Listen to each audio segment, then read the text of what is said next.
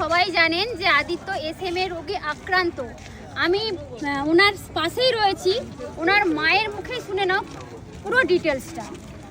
নমস্কার, আমার নাম অর্চনা মণ্ডল প্রধান। আমার ছেলে আদিত্য প্রধান একটি বিরল রোগে আক্রান্ত, যার নাম হচ্ছে স্পাইনাল মাস্কুলার অ্যাট্রফি। ওকে বাঁচাতে একটা ইঞ্জেকশন লাগবে, যার দাম হচ্ছে 9 কোটি টাকা। এই 9 কোটি টাকা আমার পক্ষে জোগাড় করা সম্ভব নয়, তাই আমি সবার কাছে হাত জোড়ো করে অনুরোধ করছি, আপনারা যে যা পারবেন একটু সাহায্য করুন। আপনাদের সাহায্যে আমার ছেলেটা কিন্তু পৃথিবীতে বেঁচে থাকতে পারবে। ও আর 4-5টা ছেলের মতো খেলতে পারবে, ছুটতে পারবে, চলতে পারবে।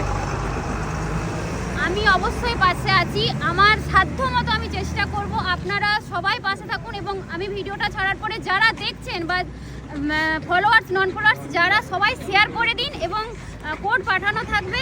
যতটা আপনাদের সামর্থ্য মতো কিন্তু যতটা পারবেন দিবেন, কারণ একটা শিশুর প্রাণ আমরাই বাঁচাতে পারি। আপনারা সবাই পাশে থাকুন।